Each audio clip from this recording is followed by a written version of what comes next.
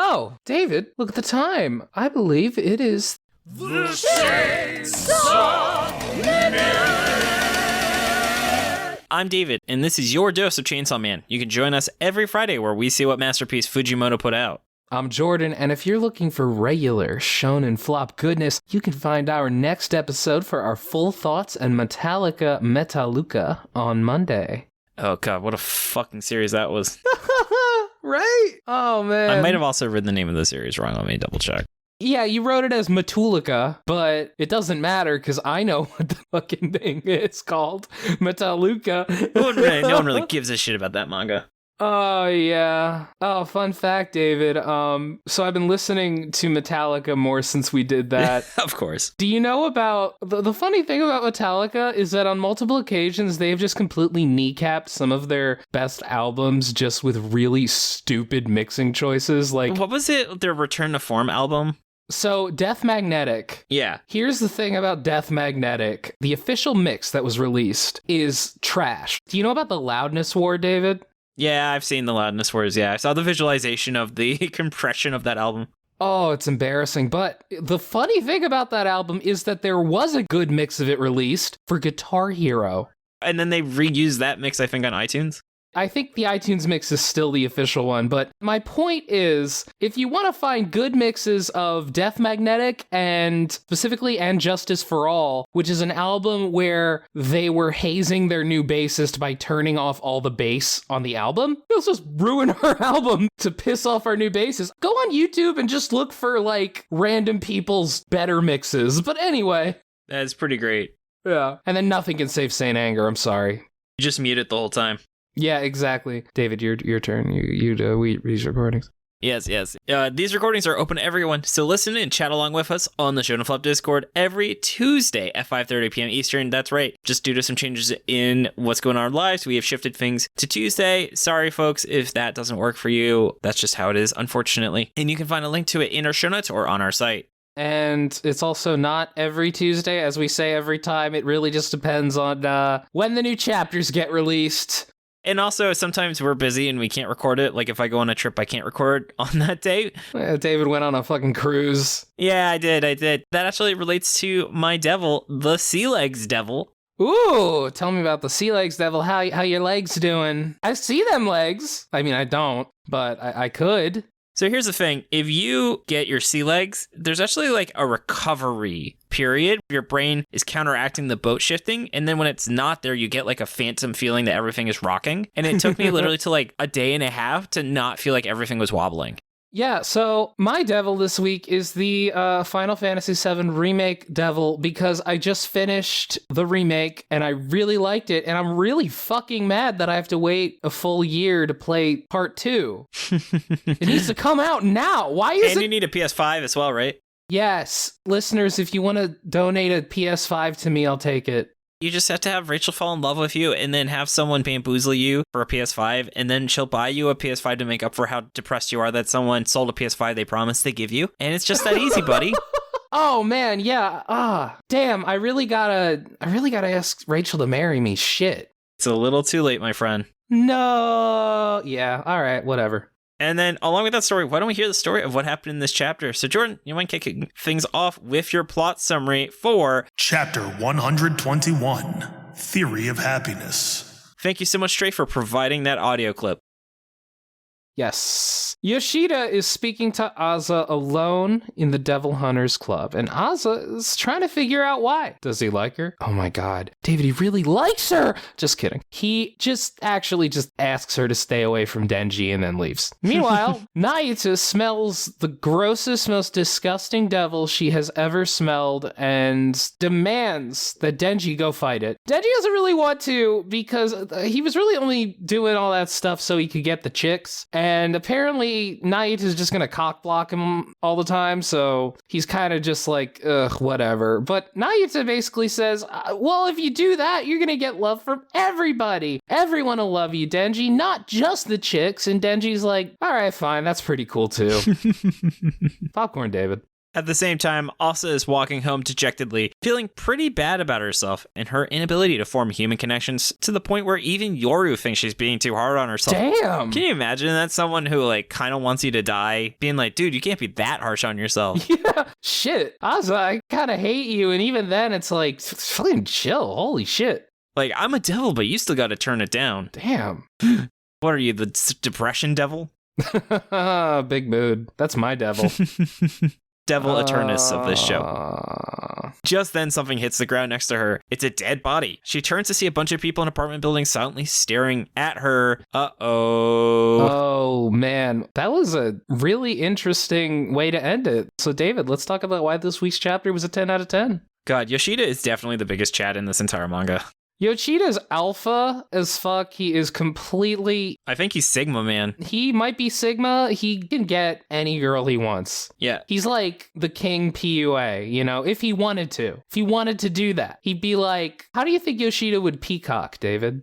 Yoshida, he doesn't need to, man. I'm just imagining after Yoshida said that, also being like, well, you're not that hot. Anyway, he's like, fuck are you talking about? Look at me. I am fucking beautiful. And then you'd be like, damn. One time there was... Well, you experience that pretty often.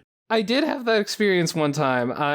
There was this girl in high school. She was like constantly messaging me, and I kind of told someone, I think she has a crush on me. She found out, and she was like, you're not that hot. I'm just like, oh. That's so rude.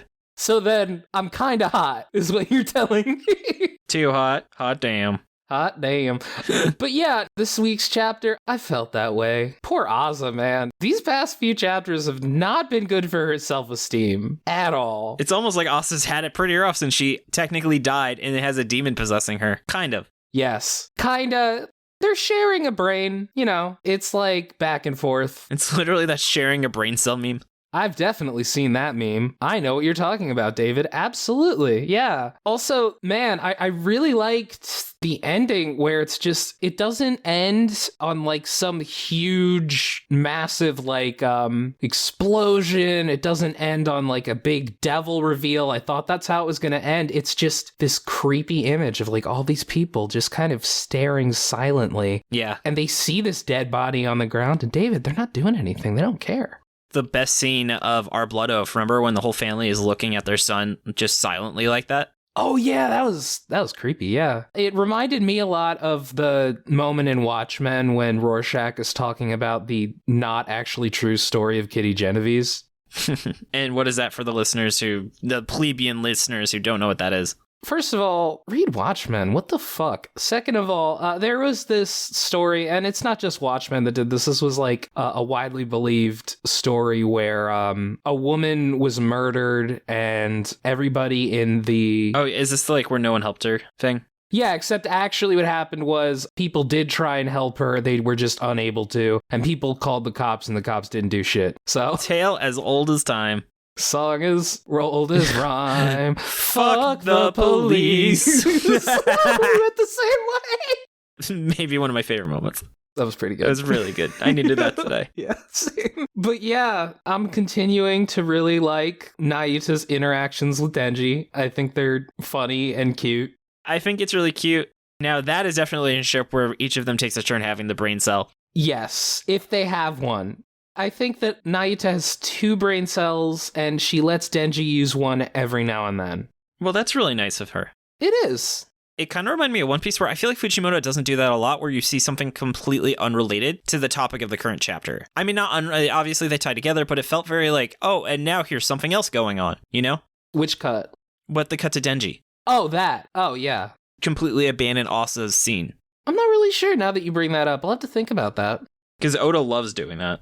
Yeah, well, Oda has a billion things going on at any given moment, so it's like, oh, I have to change to something else. So it's not even just like, I think I'll change to something else. It's more like, I literally need to change to this right now, or nothing will happen with it.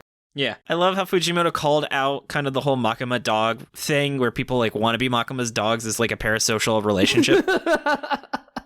Oh, maybe he's calling out Denji specifically, because that is what Denji wanted to do. Denji has like a parasocial relationship with himself somehow. With Chainsaw Man, you think? Yeah, he's in love with Chainsaw Man, but Chainsaw Man doesn't love him back. Oh, that's so sad. If only he had Pochita, you know? He still misses him, I think. Oh, poor baby. And that's why he's so sad. That's why he's got bags under his eyes. That's still my theory. Yep. And then something else I also noticed is, did you notice the internal speech bubbles of Asa, while she's like getting excited, get like more energetic over time, where they start square and then they become kind of lumpy and then they really become just straight up like, I don't know what to call that shape, but it's kind of like an explosion shape. Like a starburst? Yeah. Yeah, no, I know what you mean. I also really liked the line where Yoshida's talking to her and she starts to think that maybe he likes her. And she's just like, he's affirming my values.